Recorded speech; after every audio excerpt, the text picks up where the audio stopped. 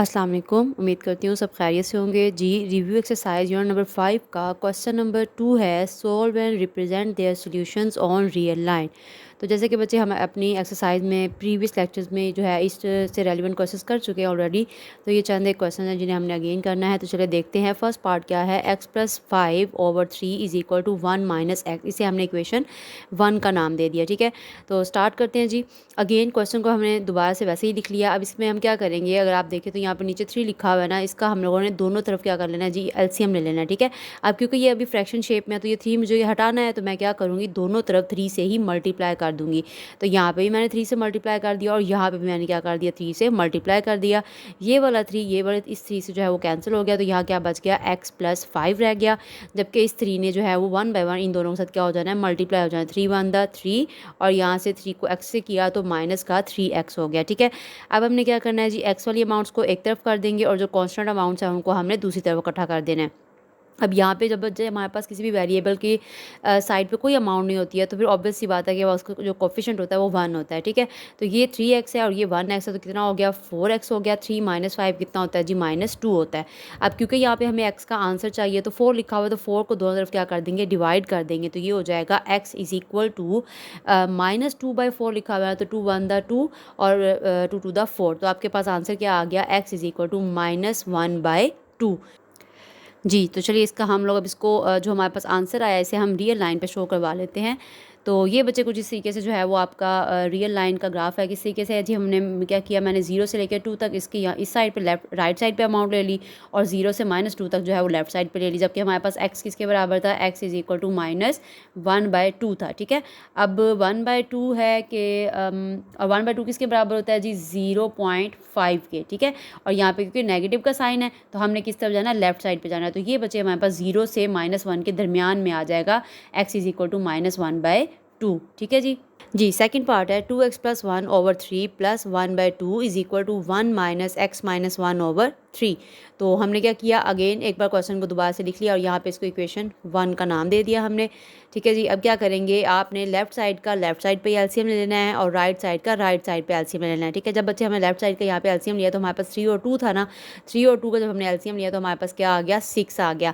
अब डिनोमिनेटर्स को आपस में हम डिवाइड करेंगे। डिनोमिनेटर किसे कहते हैं, जो बटा के नीचे अमाउंट्स लिखी होती हैं। ठीक है, जब हमने 3 और 6 को आपस में डिवाइड किया तो हमारे पास 2 बच गया। 2 को हमने क्या किया, न्यूमिनेटर के साथ ऊपर मल्टीप्लाई कर दिया। इसी तरीके से यहाँ पे 2 लिखा हुआ है और ये 6 है। 2 और 6 को डिवाइड करें तो क्या बन जाएगा, 3 बच जाएगा। तो उसको हमने 1 से मल्टीप्लाई कर देना है। ठीक है, उसके बाद सेम ऐसे ही दूसरी साइड पे भी क्या करेंगे, एलसीएम लेंगे तो आपके पास क्या आ गया, 3 आ गया। अब इसके नीचे कुछ नहीं था तो हमने क्या सपोज किया कि इसके नीचे 1 है।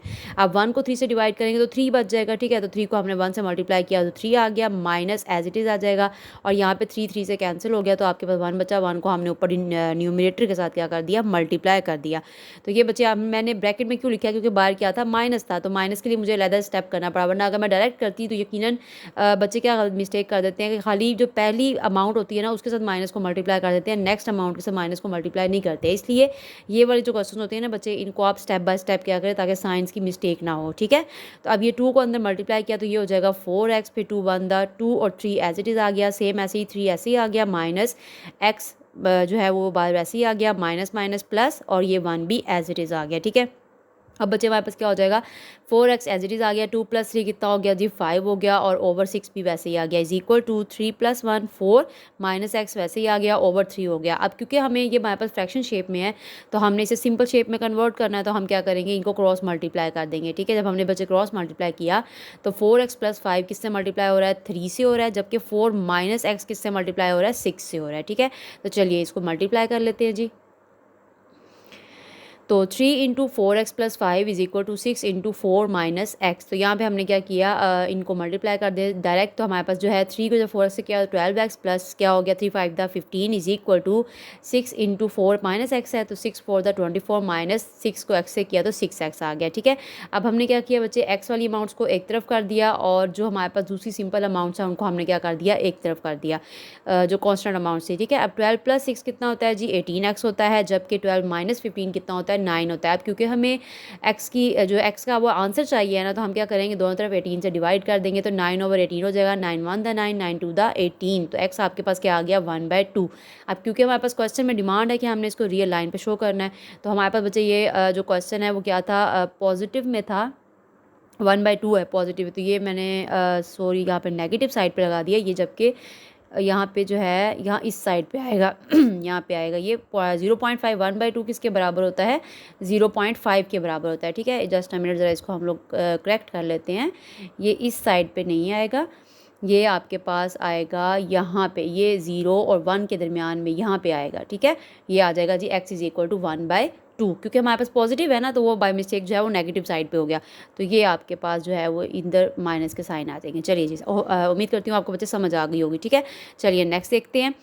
थर्ड पार्ट है हमारे पास 3x + 7 इज़ लेस देन 16। अब यहाँ पे पहले हमारे पास आई थिंक इक्वल्स के जो है वो इक्वल के साइन थे, तो यहाँ पे हमारे पास जो थर्ड पार्ट है बच्चे इसमें क्या आ गया, इनइक्वालिटी का साइन आ गया। ठीक है, तो अब हम सिंपल क्या करेंगे, वही तरीका 3x + 7 is less then 16। 3x जो है वो हमने एक तरफ कर दिया, कॉन्स्टेंट वालों को हम एक तरफ शिफ्ट कर देंगे, तो ये आपके पास 3x जो है वो ऐसे ही रह जाएगा। इज़ लेस देन 16 - 7 कितना हो गया, 9 हो गया।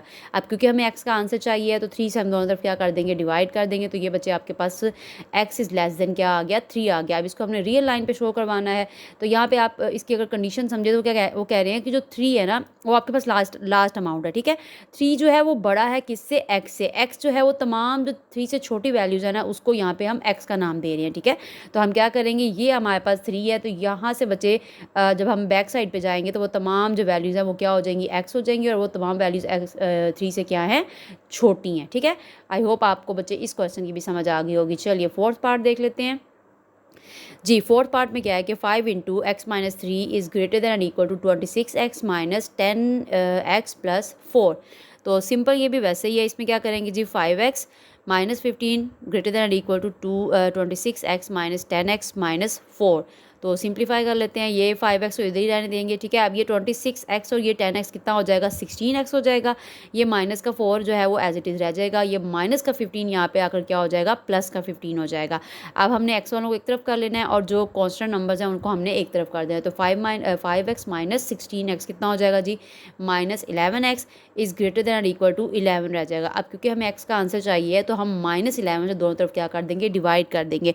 अब बच्चे अगर आपको याद हो तो मैंने बताया था कि जब भी कभी हम माइनस से जो है वो मल्टीप्लाई करें या डिवाइड करें तो हमारे पास जो साइन होता है, अगर ग्रेटर देन का है तो वो लेस देन में कन्वर्ट हो जाएगा, और अगर लेस देन है तो वो किस में कन्वर्ट हो जाएगा, ग्रेटर देन में कन्वर्ट हो जाएगा, सिर्फ जब माइनस के साथ हम मल्टीप्लाई या डिवाइड करते हैं। ठीक है, अब जैसे ये माइनस है यहाँ पे, तो मैं क्या कर रही हूँ, दोनों तरफ डिवाइड करने लगी हूँ, तो यहाँ से जब माइनस दूसरी तरफ गया तो ये पहले ग्रेटर देन का साइन था, तो ये किस में कन्वर्ट हो गया, लेस देन में कन्वर्ट हो गया। तो आपका आंसर आ गया x is less than equal to -1। अब इसको हमने रियल लाइन पे शो करवा देना, तो जैसे कि बच्चे हमें नज़र आ रहा है कि हमारे पास जो लास्ट अमाउंट वो है वो क्या बन रही है, -1 बन रहा है, और उससे तमाम छोटी वैल्यूज़ क्या हैं, x हैं, तो यानी कि हमने -1 से क्या करना है, पीछे की तरफ जाना है। ठीक है, तो ये जी हमारे पास 1 है, इससे पीछे की तरफ तमाम जो वैल्यूज़ हैं वो क्या है, हमारे पास x की वैल्यूज़ हैं, जो कि तमाम वैल्यूज़ क्या हैं, -1 से छोटी हैं। ठीक है जी, चलिए नेक्स्ट देखते हैं जी। क्वेश्चन नंबर 3 है, find the solution region of the linear inequalities. तो अब बच्चे यहाँ पे इससे पहले हमारे पास जो था वो सिंपल क्वेश्चन गिवन थे, हमने क्या करना था, रियल लाइन पे शो करवाना था। तो ये हमारे पास अब क्या आ गया जी, हमें इनइक्वालिटीज़ वाले क्वेश्चन गिवन है, हमने क्या फाइंड आउट करना है, सोल्यूशन रीजन फाइंड आउट करना है, मतलब अपना जो वो एरिया है उनको शेड करना है। ठीक है, तो अगेन क्या करेंगे जी, ये आपके पास 2 इक्वेशन गिवन है। ठीक है, इसको हमने जो है वो इक्वेशन 1 का नाम दे दिया, जबकि इसको हमने इक्वेशन 2 का नाम दे दिया। नाउ स्टार्ट करते हैं जी। Associated equation 1 and 2 is 3x - 4y is equal to 12, यानी कि जो आपके पास इनइक्वालिटी का साइन था वो किस में कन्वर्ट हो गया, इक्वल में कन्वर्ट हो गया। इसको हमने नाम दे दिया इक्वेशन 3 का। उसके बाद सेकंड क्या है जी, 3x + 2y is equal to 3, इसको हमने इक्वेशन 4 का नाम दे दिया। ठीक है, तो अब हम लोगों ने क्या करना है, 1 बाय 1 दोनों इक्वेशन के एक्स इंटरसेप्ट और वाई इंटरसेप्ट चेक कर लेते हैं। तो for X intercept put y is equal to 0 in equation 3, और साथ में इसी तरीके से हमने y इंटरसेप्ट मालूम कर लेना है। उसमें x को क्या करेंगे, 0 के इक्वल पुट करेंगे, और किस इक्वेशन में, इक्वेशन नंबर 3 में। ठीक है, तो जब बच्चे हमने इक्वेशन 3 में x इंटरसेप्ट फाइंड आउट किया तो y को क्या किया, 0 के इक्वल पुट किया। तो यहाँ पे जब हम y को 0 करेंगे, 0 के इक्वल पुट करेंगे तो पीछे क्या रह जाएगा, 3x रह जाएगा। तो वही मैंने डायरेक्ट लिख दिया 3x इज़ इक्वल टू 12। तो यहाँ से x की वैल्यू क्या आ गई, 4 आ गई, जिसकी वजह से हमारे पास पॉइंट्स क्या बन गए, 4 और 0। सेम इसी तरीके से बच्चे यहाँ पे हमारे पास जो है वो इक्वेशन 3 में हमने अब y को क्या करना करना है, एक्स को क्या करना है 0 करना है, जबकि वाई हमने फाइंड आउट करना है। तो माइनस का 4y एज इट इज़ आ गया इज इक्वल टू 12। तो यहाँ से हमारे पास आंसर क्या बन जाएगा, y इज इक्वल टू -3 और पॉइंट्स क्या बन जाएंगे 0 एंड -3। तो अब हम क्या करेंगे, इक्वेशन 4 जो है इसका x इंटरसेप्ट और y इंटरसेप्ट चेक कर लेते हैं। तो जी यहाँ पे हमने लिखा 4x intercept put y is equal to 0 in equation 4। तो हमने क्या करना है जी, यहाँ पे y को जो है वो 0 के इक्वल पुट कर देना है, जबकि x जो है हमने फाइंड आउट करना है। तो 3x इज इक्वल टू 3। तो हमारे पास x का आंसर क्या आ गया 1, जिसकी वजह से पॉइंट हमारे पास क्या बन गया 1 एंड 0। सेम इसी तरीके से बच्चे हमने y इंटरसेप्ट फाइंड आउट करना है किसमें, इक्वेशन 4 में। तो उसके बाद जब हम x वाली अमाउंट है उसमें 0 लगा देंगे, तो y वाली अमाउंट से जो है हमने वैल्यू फाइंड आउट करनी है। तो ये हो जाएगा 2y इज इक्वल टू 3। अब क्योंकि y को हमने y की वैल्यू फाइंड आउट करनी है, तो हम 2 से दोनों तरफ क्या कर देंगे, डिवाइड कर देंगे। तो यहाँ y क्या आ जाएगा 3/2 आ जाएगा, और पॉइंट क्या बन जाएंगे हमारे पास 0 एंड 3/2।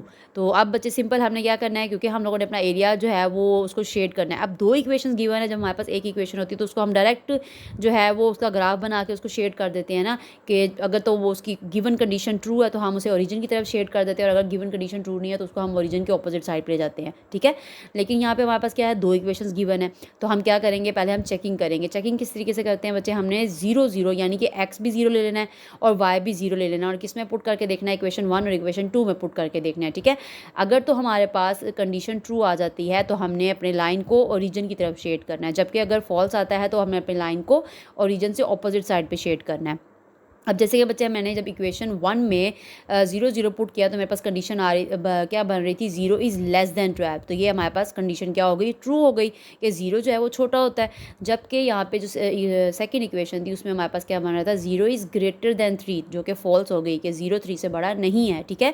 तो अब जो पहली इक्वेशन है उसने किस तरफ जाना है, ओरिजिन की तरफ जाना है, जबकि दूसरी इक्वेशन ने किस तरफ जाना है, ओरिजिन से ऑपोजिट साइड पर जाना है। तो जैसे कि आप बच्चे यहाँ देख रहे हैं, हमारे पास जो पहली इक्वेशन है वो कौन सी है, 0 -3 और 4 0 वाली। तो इसने पहले जो पहली इक्वेशन है इसने किस तरफ जाना है, इसने इस तरफ जो है ये ओरिजिन की तरफ जाना है, ठीक है। जबकि हमारे पास जो दूसरी इक्वेशन है उसने ओरिजिन के ऑपोजिट साइड पे जाना है, यानी कि ये अगर ये वाली अगर हमारे पास दूसरी इक्वेशन है तो इसने ओरिजिन से ऑपोजिट साइड पे जाना है। अब क्योंकि ये 2 इक्वेशन हैं तो हमने क्या करना है, इनका कॉमन एरिया देखना है। अगर वैसे देखा जाए बच्चे तो हमारे पास ये एरिया भी तो उसके शेडिड एरिया में आता है, लेकिन हमने क्या करना है, कॉमन एरिया देखना है दोनों का। तो ये बच्चे जो एरिया है ये वाला हमारा कॉमन एरिया बनता है दोनों इक्वेशंस का। तो इनको हम कुछ इस तरीके से जो है वो शेड कर लेते हैं। बस आपने इनको शेड करते हुए जो है वो ख़ास ख्याल रखना है, ठीक है। तो ये जो एरिया है बच्चे ये आपका शेडिड एरिया हो जाएगा दोनों इक्वेशंस का, ठीक है। और इसके अंदर कुछ भी अभी मतलब वो कंडीशन गिवन नहीं है कि आपने फर्स्ट क्वाड्रेंट में रहना है या सेकंड में रहना है। इसमें जस्ट जो आपको डिमांड की गई है आपने उसी चीज़ को फॉलो करना है, ठीक है। तो ये बच्चे आपका जो है वो क्वेश्चन सॉल्व हो गया, ठीक है जी। चलिए नेक्स्ट देखते हैं